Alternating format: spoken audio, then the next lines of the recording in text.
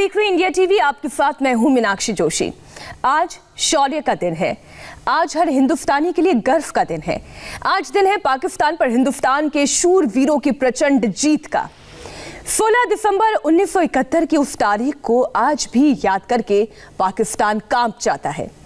50 साल पहले आज ही के दिन भारतीय सेना ने पाकिस्तान को शिकस्त देकर उसके 2 टुकड़े कर दिए थे और पाकिस्तान अपने 93,000 सैनिकों के साथ सरेंडर करने पर मजबूर हो गया था।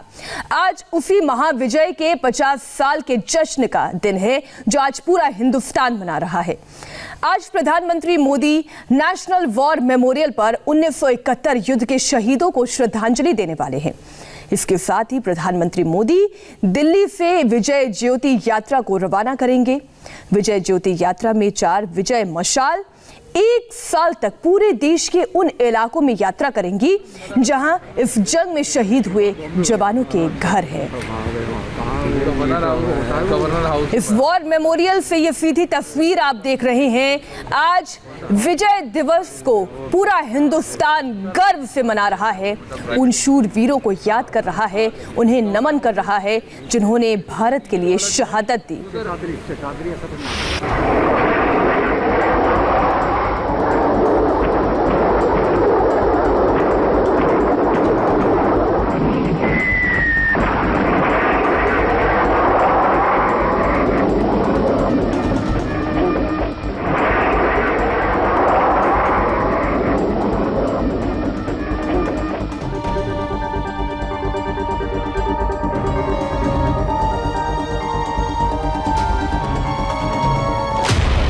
आज का दिन है दुनिया के नक्शे बदलने की ऐतिहासिक घटना को याद करने का।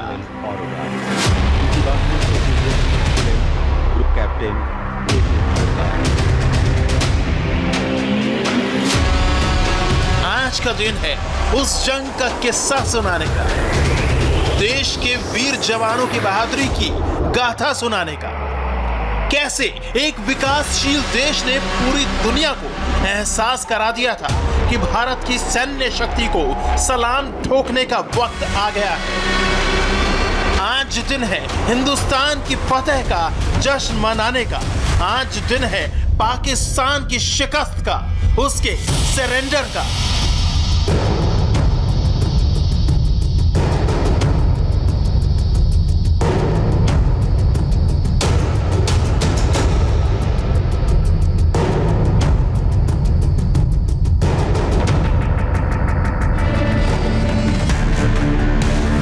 16 दिसंबर 1971 की इस तस्वीर को कौन भूल सकता है, जब हिंदुस्तान ने पाकिस्तान के पूर्वी भाग को पश्चिमी भाग से अलग कर दिया था और भारत के हौसले के आगे पाकिस्तान ने अपने 93,000 सैनिकों के साथ सरेंडर कर दिया था। आज उसी विजय की 50वीं वर्षगांठ है। आज इस मौके पर देश भर में जश्न का माहौल है। मुख्य कार्यक्रम देश की राजधानी दिल्ली में होगा, जिसमें खुद प्रधानमंत्री नरेंद्र मोदी शामिल होंगे। विजय दिवस की 50वें वर्षगांठ के मौके पर PM Modi national war memorial में शहीदों को श्रद्धांजलि देंगे। रक्षा मंत्री राजनाथ सिंह, सीडीएस विपिन रावत और तीनों सेनाओं के प्रमुख भी मौजूद रहेंगे। विजय दिवस के मौके पर प्रधानमंत्री मोदी विजय ज्योति यात्रा को दिल्ली से रवाना करेंगे। विजय ज्योति यात्रा में 4 विजय मशाल 1 साल में पूरे देश का भ्रमण करेंगी और अगले साल दिल्ली पहुंचेंगी। नेशनल वॉर मेमोरियल में लगातार जलती रहने वाली ज्योति से ही 4 विजय मशाल प्रज्वलित की जाएंगी। विजय ज्योति यात्रा के दौरान विजय मशाल 1971 के युद्ध के परमवीर चक्र और महावीर चक्र विजेताओं के गांवों तक पहुंचेगी। इसके अलावा 1971 के युद्ध स्थलों की मिट्टी को नई दिल्ली के राष्ट्रीय युद्ध स्मारक में लाया जाएगा। आज देश के अलग अलग हिस्सों में विजय दिवस का जश्न मनाया जाएगा। याद किया जाएगा उन जवानों को जिन्होंने पाकिस्तान को हिंदुस्तान के कदमों में झुका कर रख दिया था, जिसके सामने पाकिस्तानी जनरल ने हार स्वीकार कर ली थी। उस वीर मानेक शाह को याद करते हुए भारतीय सेना ने ट्वीट किया है।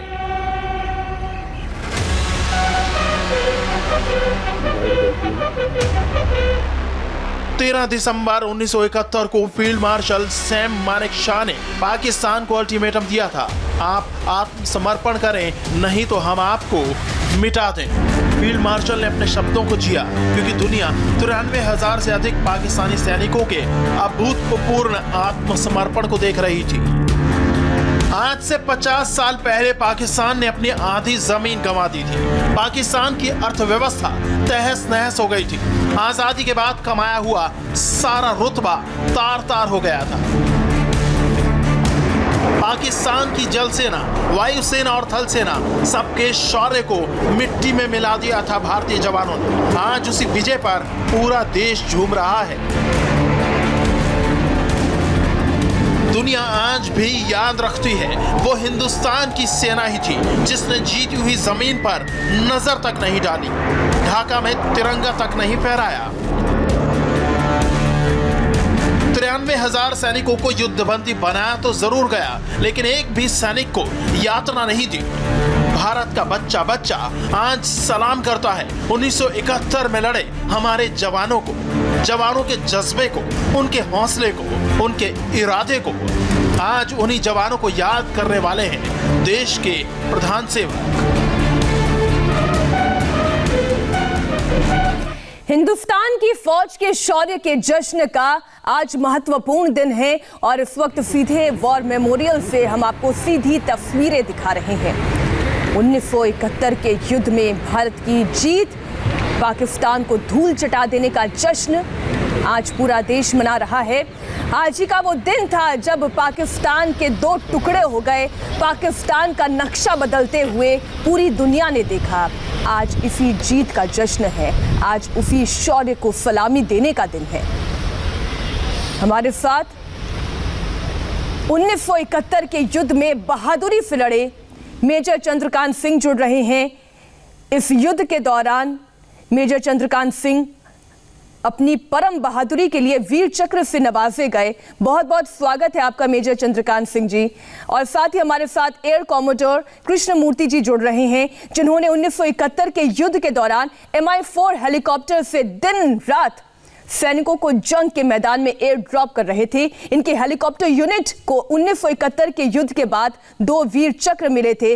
बहुत बहुत स्वागत है एयर कॉमोडोर कृष्णमूर्ति जी आपका भी। इन तस्वीरों को सबसे पहले आप देखिए, किस तरीके से भारत के शौर्य, भारत के सम्मान में ये वॉर मेमोरियल और आज सभी शहीदों के साथ साथ वॉर वेटरन्स को भी हम सलाम कर रहे हैं।